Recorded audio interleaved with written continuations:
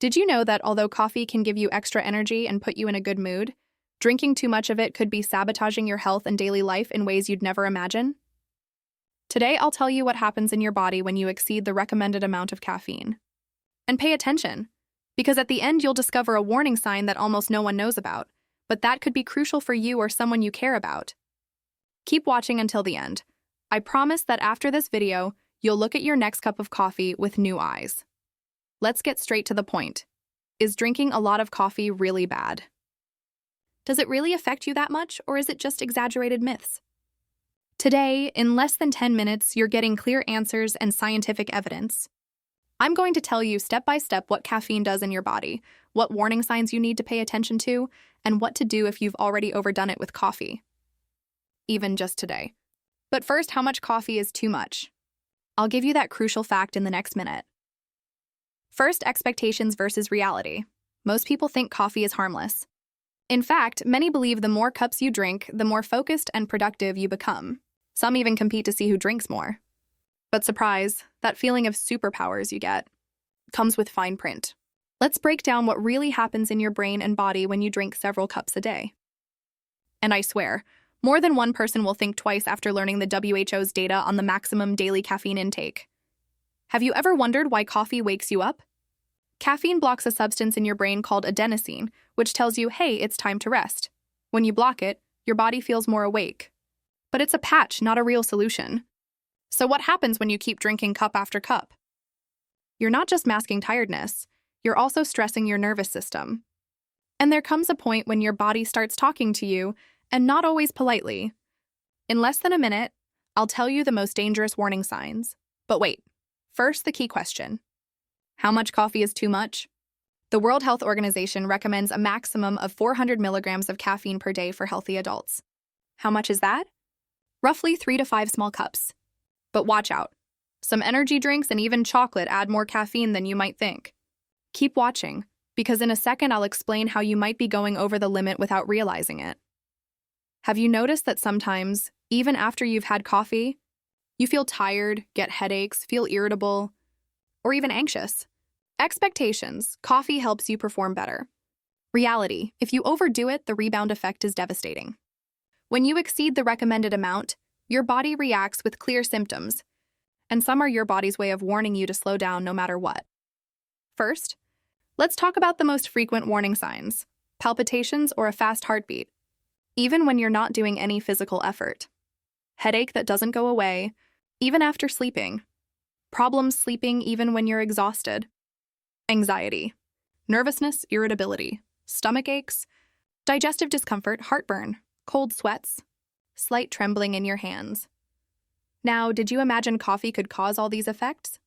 What almost nobody knows is that normalizing these symptoms can lead to more serious long-term consequences, from anxiety attacks to heart problems.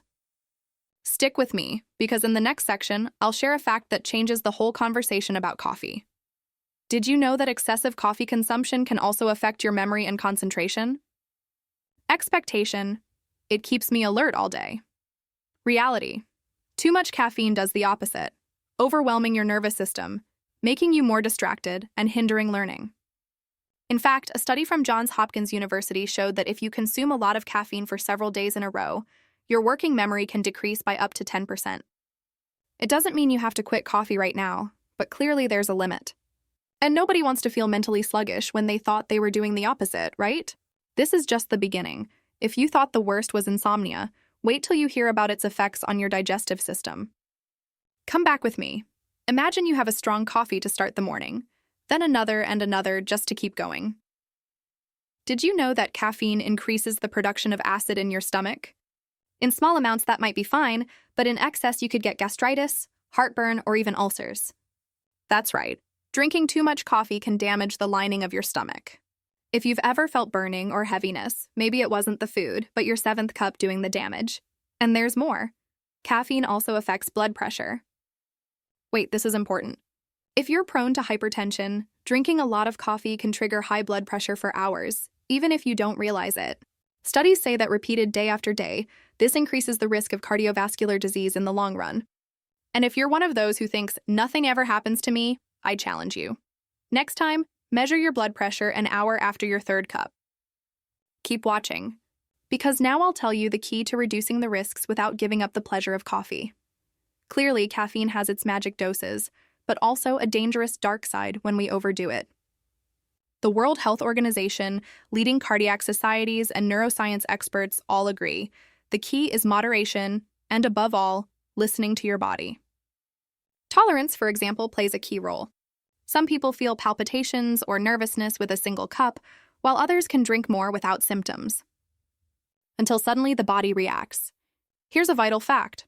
Over time, tolerance might lead you to increase the dose more and more without realizing it. A vicious cycle many overlook. Now, pay attention. Is it possible to detox from caffeine? Yes, but there's a trick. If one day you decide to quit cold turkey, you'll probably experience the famous withdrawal or caffeine withdrawal syndrome. Can you guess which symptoms might appear? Intense headache, unexpected fatigue, bad mood, difficulty concentrating. Even flu-like symptoms, all of this can last between 2 and 9 days. So really, the best strategy is to cut down little by little, keeping track of how you feel each step. If you want to know exactly how to do a caffeine reset without suffering, stay tuned, because in a moment I'll share the method most recommended by neurologists and nutritionists. But first, let me stop at a very important point: the warning signs you should never ignore. And no, I'm not talking about a simple headache or a little heartburn. If you ever experience strong palpitations, chest pain, intense dizziness, blurred vision, or difficulty breathing after drinking coffee, seek medical help immediately.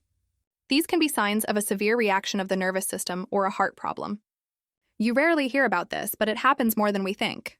Myths like, "it's nothing, it's just nerves," can be dangerous. Now, what if you're already a coffee fan and you feel like lately you need more and more to get the same effect? This is one of the most common loops. Caffeine tolerance grows quickly, making you drink more without realizing it. The trick to breaking this cycle is something as simple as alternating low caffeine days, or even replacing 1 or 2 daily cups with decaf infusions. Also, don't forget that caffeine is in sodas, energy drinks, teas, and some headache medicines. Adding all this up can easily double the safe dose. Here's a fun fact.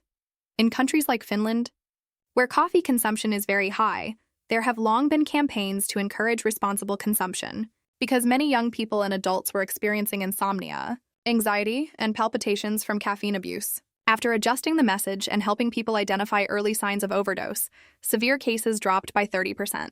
Incredible, right? Okay, be honest, have you ever said, "I can't function without coffee"? Many of us relate to this. But is it true or just a learned perception? Studies show that if you lower the dose, your body adapts in a few days, and that absolute need becomes more of a habit than a real requirement. Stick around, because at the end, I'll tell you how to find your ideal dose and how to make coffee your ally, not your enemy. Let's get to a key point. What's the recommended method to reduce caffeine intake without drama? Take note 1, identify all sources of caffeine in your day. Not just coffee, also tea, mate, sodas, chocolate, and some medications. Track your actual consumption for 2 or 3 days. Add up the milligrams. Remember, the WHO recommends up to 400 milliliters per day. If you go over, reduce gradually. Cut out 1 cup each day, or even every 2 days. Try caffeine-free or decaf versions while making the change. Don't forget to hydrate well. Dehydration can worsen withdrawal symptoms. Make sure you get enough sleep and exercise, even lightly. That helps regulate your natural energy. You'll see that in less than a week, your body adapts. And believe it or not, many people find their energy improves. They sleep better and feel less anxious when they cut back on coffee. Maybe now you're wondering, okay, but does coffee have any real benefits? Absolutely. Coffee in moderate amounts can help improve short-term memory, protect against neurodegenerative diseases, and provide antioxidants. The secret again is the dose. A couple of cups a day aren't just safe for most people. They can actually add to a healthy diet. The problem starts when we use it to mask chronic tiredness, stress, or insomnia. That's when the help turns into a trap. Look, coffee isn't inherently good or bad. It's a tool. What makes the difference is how you use it. If you notice you depend on it to feel human, if you notice symptoms like the ones I mentioned before, or if you can never sleep well, it's time to rethink the relationship. Because your body talks to you, and the sooner you listen, the better your results. In everything: energy, focus, health. So what do you take away from this video? Now you know that overdoing coffee can be harmful. You know the warning signs, and you've got a plan to reduce caffeine if you need to. If you've made it this far, you've unlocked another level of understanding of your own body. Pay attention to it, make small changes, and you'll see your natural energy come back. Before you go, here's a question for you to think about this week. Do you drink coffee because you really want to, or because you feel you need it? If you dare share your experience in the comments, it's sure to help others. If you liked this content, subscribe and hit the bell. Leave me a like if you learned something new today, or share this video with that person who always has a cup in their hand. And remember, health starts with daily habits, and coffee can be part of your life. As long as it's your ally, not your master. See you in the next video where I'll tell you how to maximize your natural energy without caffeine. Thanks for watching.